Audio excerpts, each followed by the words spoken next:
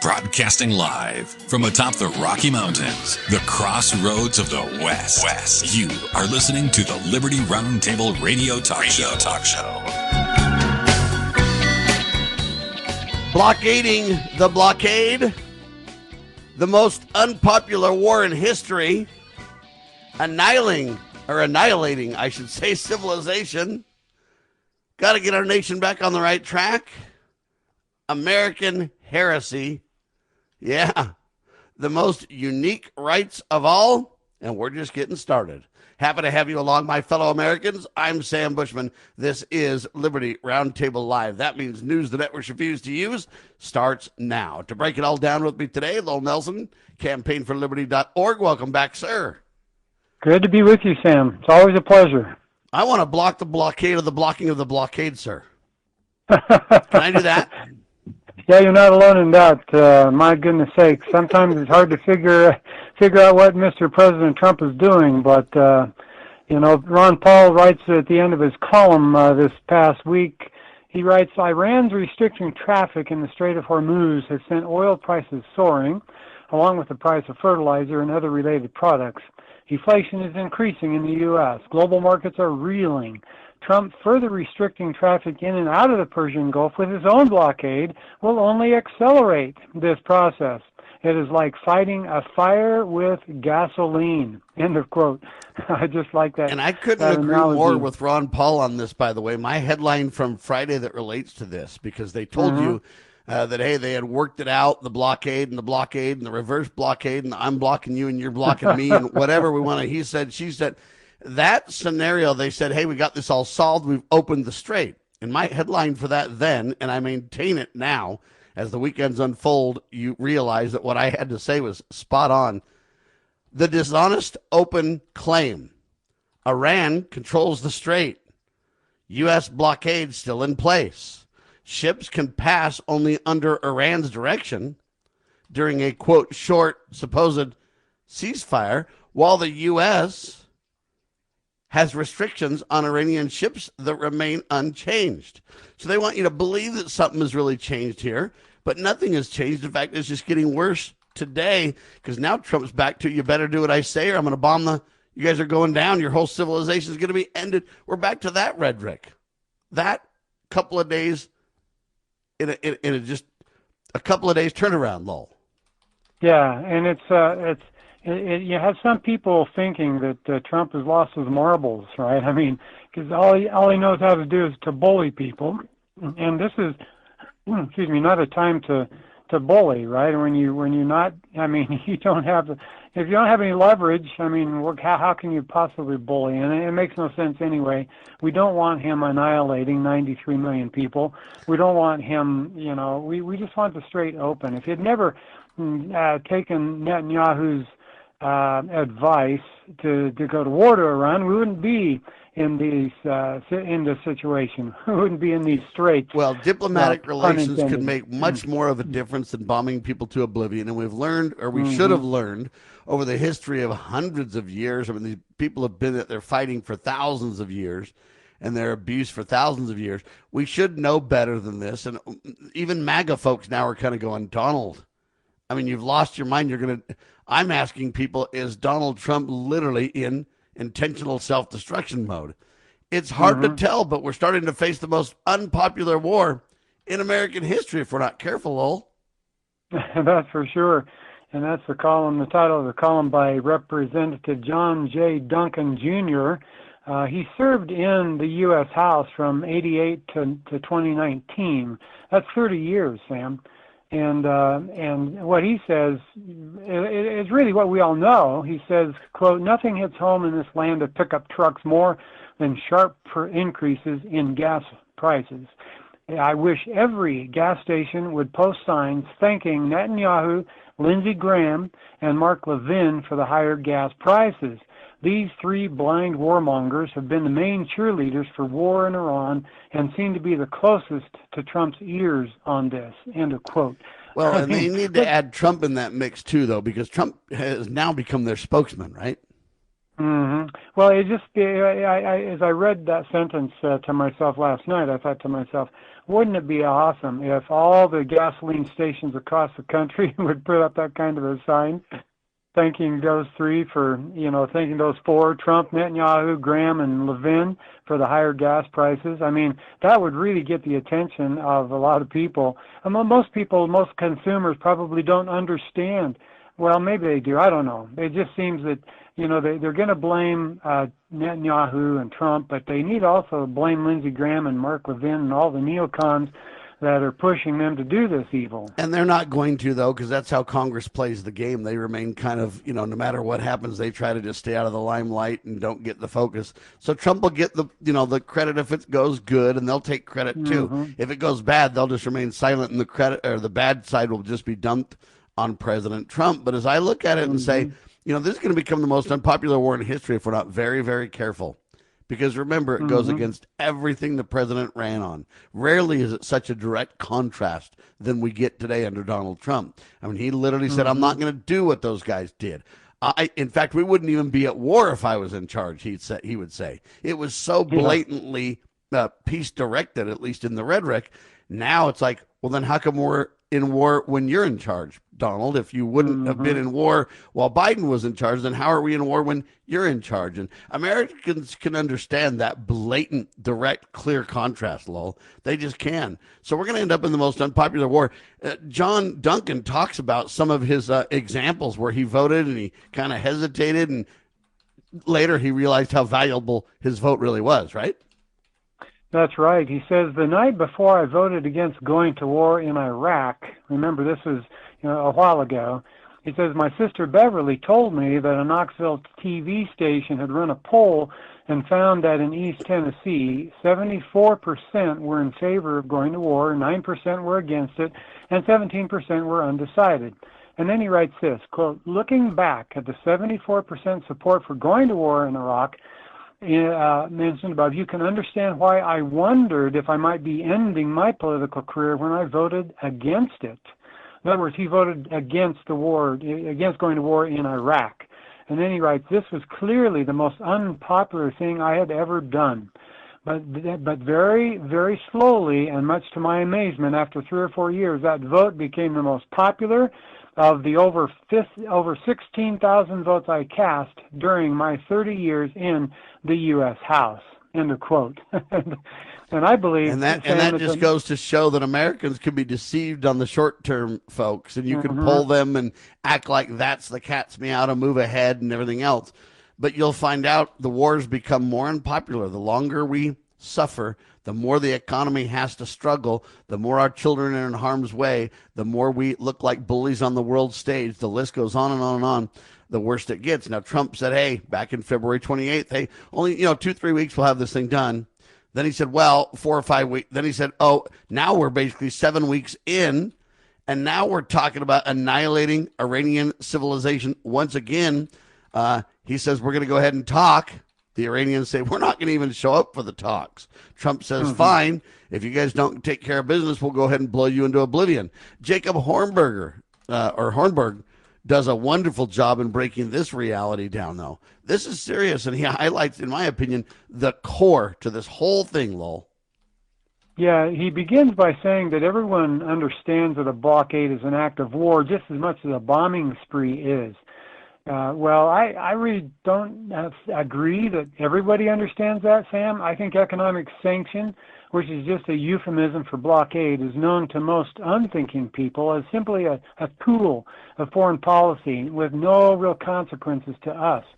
So we ignore its full meaning, right? So Hornberger writes, quote, the idea is this: prevent Iran from making any money from tolls from ships that Iran permits to use the strait. The idea of the blockade is based on the U.S. blockade of Venezuela and Cuba, where the U.S. empire has used economic sanctions to target the population with death by starvation as a way to secure regime change, or a regime that follows orders of the U.S. empire. The latter is what happened with Venezuela, where the socialist, communist, narco-terrorist regime is now dutifully following whatever orders Trump and the U.S. national security establishment issue to it. End of quote.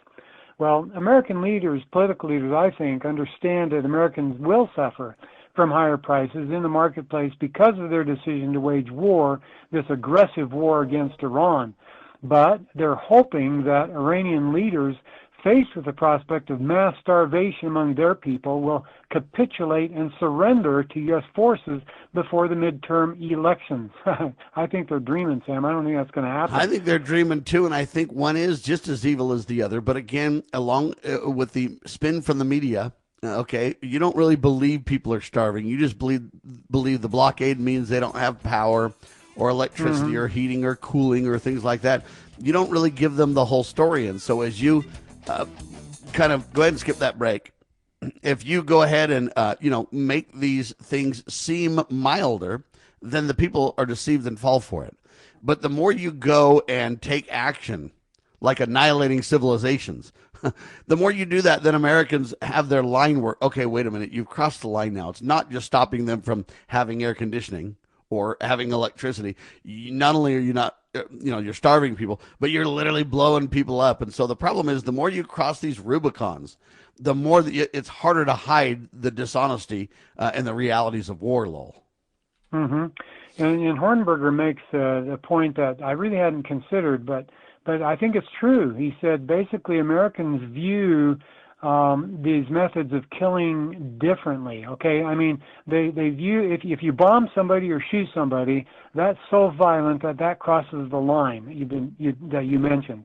But if you starve them, then that's a peaceful method of dominating a population, and that's an acceptable foreign policy tool. And the American people only believe that because, again, the softer it sounds, the more you can manipulate it easier. I don't have to tell you I'm starving people to death. I just tell you they don't have food or they don't have medicine.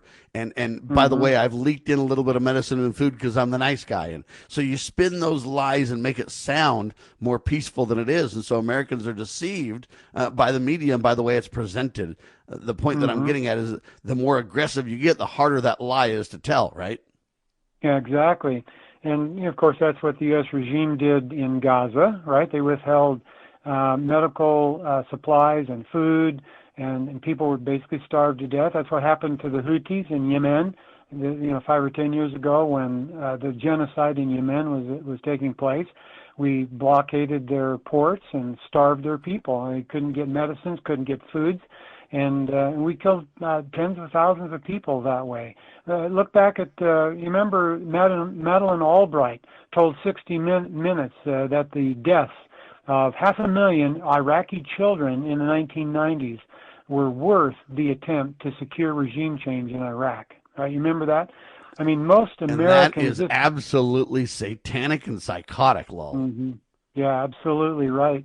But most Americans yawned with indifference, the way Hornberger puts it, yawned. Americans yawned with indifference upon receiving that news. And same thing with Venezuela. 8 million Venezuelans fled their country in just a mere attempt to survive. Same thing in Cuba, where the people there are on the precipice of massive death by starvation and illness. And really, Sam, people don't starve to death as fast as they die from the illnesses that come because of malnutrition, right? And the diseases that come with no sewer, no clean water, and no food, right? I mean, they die by like flies that way. Now, Gabriella Puckett described the horrors of living in Cuba just a few weeks ago at the American Fork Library. I attended that meeting. Also, a few months ago at a Highland meeting where she spoke. And folks, you can find her presentation on Rumble just by searching for Gabriella Puckett Cuba.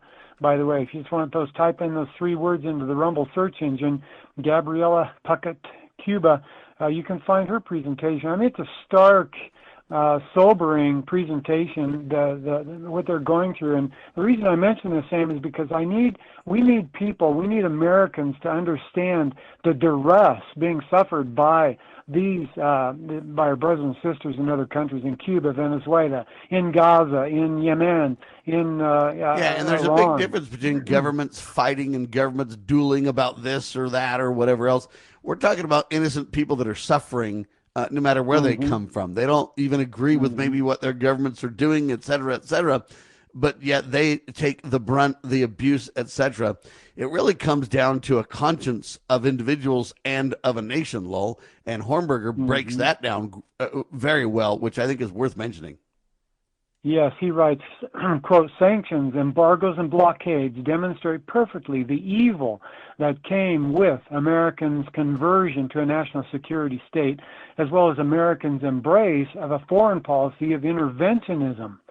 Imbued with a deep fear of just about everything, for example, foreigners or Russia, China, Iran, Iraq, terrorists, Muslims, communists, drug dealers, illegal immigration, and so forth, the American people, including those who go to church every Sunday, ended up rendering unto Caesar something important that belonged to God, their consciences.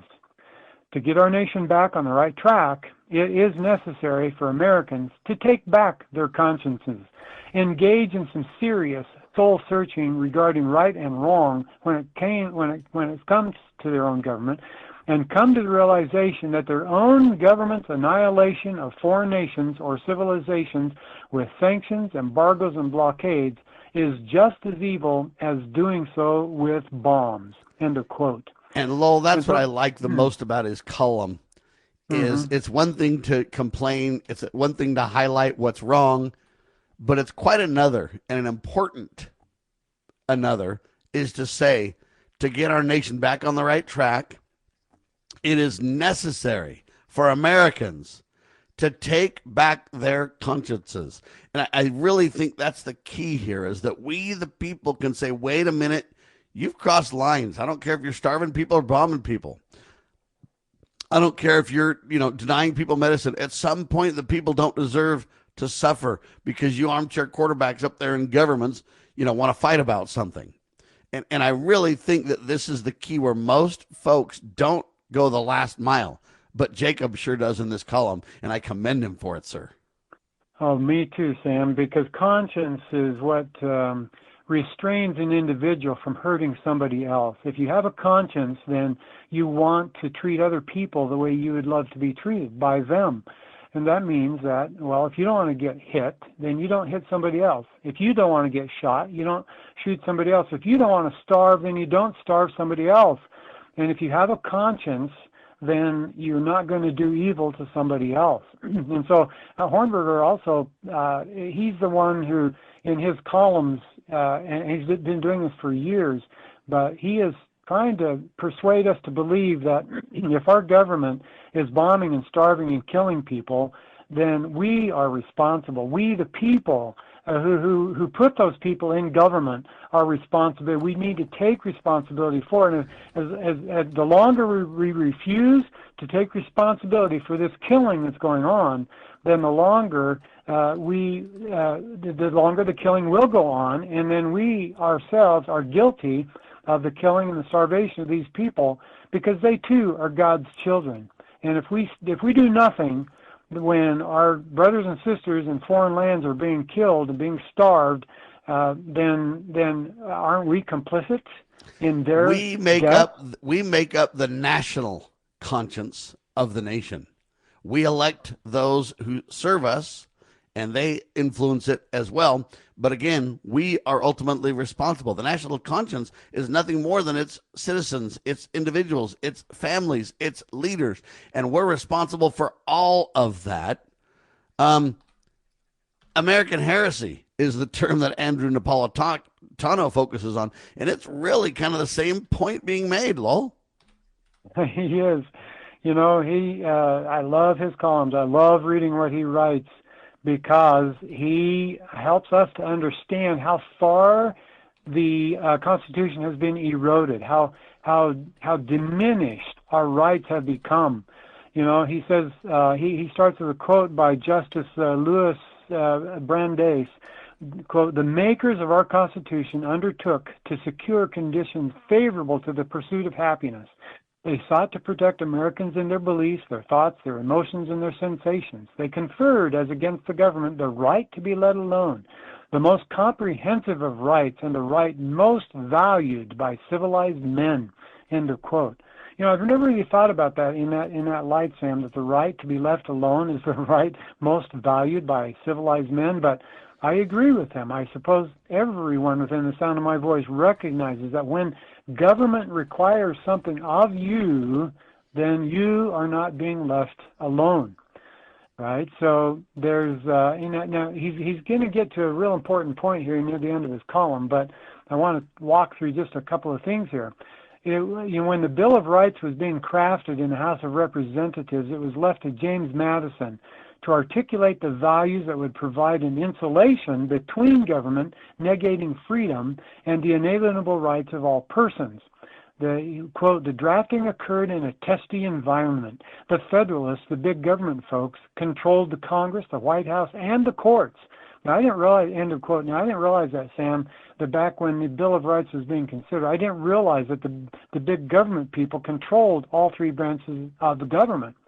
So over Madison's strenuous objections, his own party in Congress enacted the first Bank of the United States, a precursor to the current Federal Reserve. This so irritated and terrified the anti-federalists, the small government folks, that some state legislatures began to make noises about leaving the federal government that they had just created. Now that's significant, Sam, because you know the founders of the country, the framers of the Constitution, and so forth, to them, the idea of secession was neither novel nor controversial. It was not racial either, because it came from New England. There were half a dozen serious attempts in the first 30 years of our republic, Sam, all originating in the northeastern states to secede from the Union. Believe it or not. I mean, most people think that South Carolina was the only one that attempted secession in 1860. Or they think secession is just a modern kind of movement, right? Yeah. Mm-hmm. But in those days, in the founding days, everybody understood that secession was legal. It was constitutional. In fact, that's what the states, the 13 states, did from Great Britain. They seceded from King George III. That was simply a secession. They said we're not going to recognize your authority anymore. We're taking the will. Anyway, so Madison, he hated general warrants as much as anyone. A general warrant licensed British soldiers to rummage through colonial belongings in private homes, looking for anything and anyone they could use to charge the homeowner with a crime of some kind. Well, the new Constitution did not authorize general warrants, but it did not prohibit them either, and hence the Bill of Rights was immediately popular and was quickly ratified. Now, the most unique of these rights was the right to be left alone. So coming full circle now to the quote by Justice Brandeis. In Madison's day, privacy could only be violated by government using force, intimidation, or deception.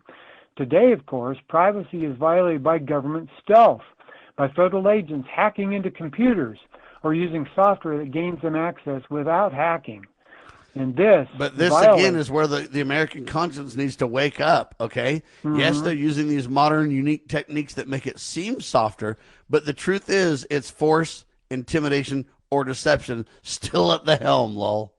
That's right. So in 1978, Congress enacted FISA, the Foreign Intelligence Surveillance Act. In 2008, Congress added Section 702 to the FISA, which permits warrantless surveillance. Now, you can't amend the Constitution just by passing a law, but that's what Congress did, and that's what we as a people accept. It's crazy for us to do that, but we accept that. And so that particular section, Section 702, expires at the end of this year if H.R. 8035 passes the Congress. And so I texted my U.S. rep last night to vote against H.R. 8035, and I encourage you to do the same thing, gentlemen. Amen. I just want to be left alone, for crying out loud, and I think that's the cry for most Americans and most people around the world. Governments need to protect life, liberty, and property, and get out of the way. That's all I'm saying. All right, thank you, Lowell. You're welcome, Sam. Good to be with you. All right, ladies and gentlemen. Wow, let me start over. LibertyRoundTable.com, LibertyNewsRadio.com, my websites.